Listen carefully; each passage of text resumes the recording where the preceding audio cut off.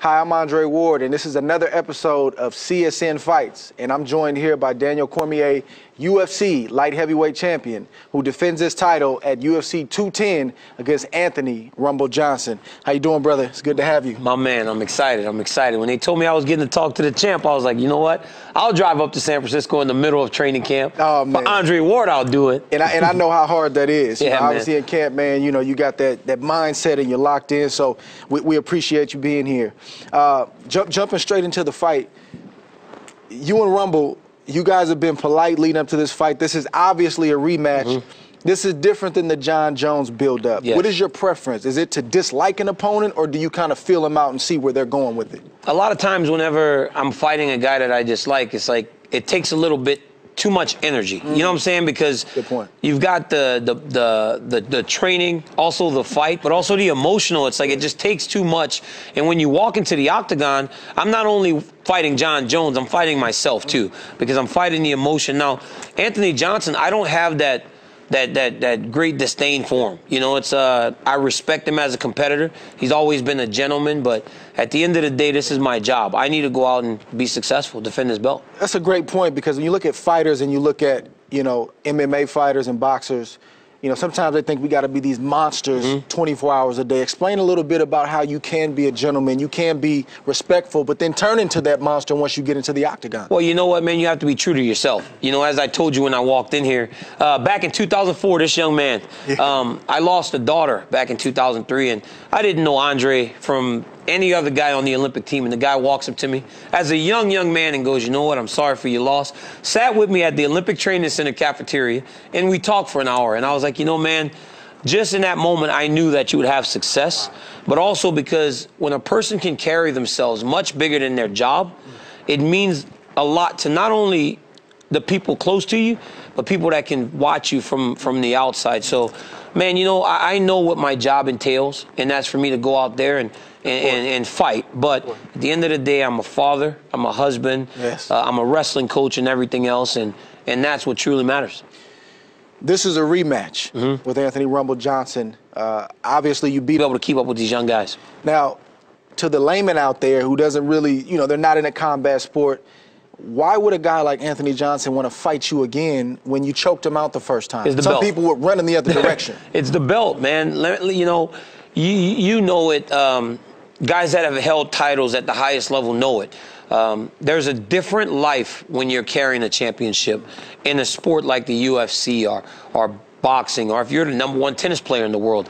It's a different life in terms of endorsements, sponsorships, and everything else. So Anthony wants that. You know, he's a guy that has competed for a real long time in wrestling and everything else, and he's come so close. And with that knockout power, he knows that it only takes one shot. So he's not afraid, as I'm not afraid of him. So this is an opportunity for him. A great night of fights ahead at UFC 210 in Buffalo.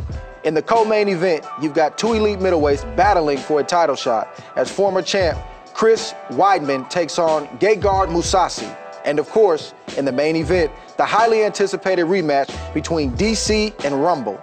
Check out this trailer from our friends at UFC. Hey everybody, and I'm here with the champ, Daniel Cormier.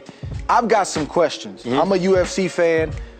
Obviously, I'm a boxer, but there's differences, there's nuances to boxing and being in the boxing ring and also being in the octagon. So you're getting ready to fight a guy he's a great striker. Yes. And his money punch is what? The overhand right, man. He's very good at the overhand right, but it's the left kick that follows the overhand right that makes him very dangerous. So let's start with the right. In a boxing ring, if you throw the overhand right at me, I'm gonna do this. I'm gonna either block you here and maybe try to counter. Yes. I may throw it again. I may block. Now, short left hook, that's open. Yes. Or if I see you telegraphing and I've timed it, I'll let you, and I'm coming over, and I want this and maybe up top. In the octagon, when he's throwing that, what do you? Okay, so I'm Johnson. So first off, don't hit me though. So first off, we can't do that. We don't see it. We haven't been doing it our entire lives. So we don't see the overhand right, so you just throw the check left hook. Now, for me, when Anthony Johnson starts to throw that overhand right, if I can time it, I will shoot for my takedown. Well, let me ask you this. Does he tip you off at all with anything? He winds up, but he's so fast that a lot of times it reaches its target. So when he throws that overhand right, I want to block too. Now, as I block, I'll shoot my double leg, boom. If finish my takedown, or attack a single leg on the opposite side. Or I block the punch as you throw it there, and then I start looking for my counter right hand, uppercut, or something on the opposite side. But again, I've got to be careful because as he does this, boom, now he's already stepping the kick with the opposite side. How's his left hand? You know what? He's fast. You worried about? He's fast, but he has a few tells that I can't really tell you on this side. Of course. So, but he's got a fast jab, but his left hook he doesn't really throw. It's the straight right hand, it's the overhand right, and it's that left kick. Those are his money punches. Now, that power does start to fade as the fight starts to go on. Why? Tell the people why. Because he's fast twitch muscle. He's a big, strong guy that's looking to knock you out. He's not really saving anything. Yeah. Everything's fast and to the point. If he can get his hands on you, he'll put you out. Yeah. But if you can sustain the onslaught, the early rush, you got a chance. Now, I read somewhere, I don't know if it matters to you or not, this guy has a 5.5-inch reach. How do you deal with that in an octagon? So first off, like if you and I are boxing, my God forbid, you'd be so much further than me. Because look at my hands. Yeah. I don't have very long arms. My reach is 72 inches. But I can get close. And as you guys do in boxing, the moment I grab your head, the referee jumps in, stop. Yeah, exactly. I run in, so if I can get past that reach, I can grab you here. Now I can just punch and hold. You got action. I can actually work. That's legal. To hold and punch. Whereas you guys, they're like, stop. Me, I'm holding the head, I'm punching, and I'm right by you. So the whole time, I'm going to be chest to chest against you, not only punching you, but actually making you carry all of my weight. But reach doesn't matter as much because we're not here. We're not here, and also leg reach. Well, I was going to ask you about the leg reach. Briefly explain what that means. Well, it's just that, from hip to the bottom. So if you have a guy like John Jones, very long legs, he just does this thing. He kicks you at your knee. Where is he trying to hit you with that reach? He's trying to hit the knee because it makes it go straight. Hyperextension. Which can hyperextend you, or it just backs you up. It doesn't allow you to get close. Rumble doesn't do that. Yeah. But if you've got long legs, you can actually strike from a further distance as opposed to having to get and stay out of harm's way. You can stay out of harm's way. Telling you, man, it's a great sport. I love it. That's why I box. That's why he does UFC. There you have it, the champ, Daniel Cormier, bro. Appreciate you, man. Thank you for coming in. I appreciate it. Yes, sir. Let's switch gears to boxing. Two of the sport's pound-for-pound best were in action last weekend at Madison Square Garden. Roman Chocolatito Gonzalez suffered the first loss of his career in controversial fashion, and Gennady Golovkin eked out a unanimous decision over Daniel Jacobs. Another very close and competitive fight. Hats off to the folks over at HBO for a fantastic card.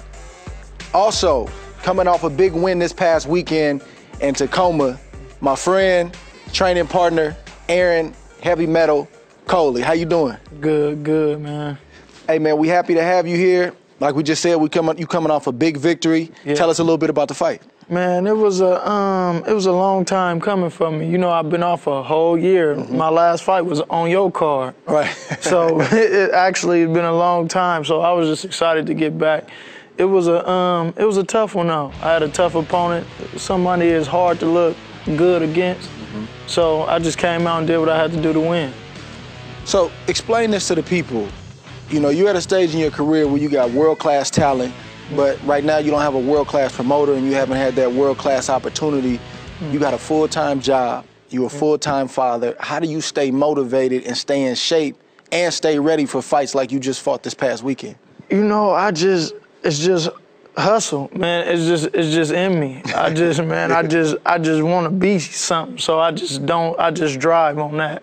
I just focus on the drive.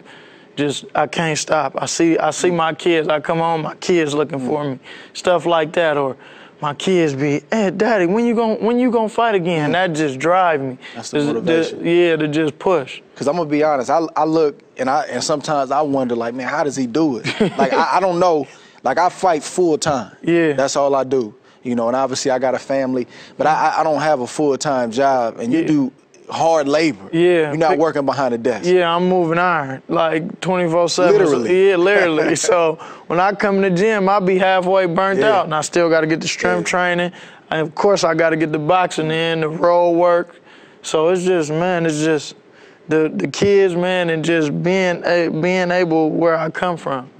And this is the part of the game a lot of people don't see. They may see, you know, the Floyd Mayweathers or people like that, but they don't know it's guys toiling and not getting a lot of shine, not getting a lot of respect, but they're still taking the same risk that guys who are making millions are taking. Yes. So coming off this big win, what do you think is next, or what do you want next for your career? I mean, I would like to just start staying busy and getting back in there more rounds.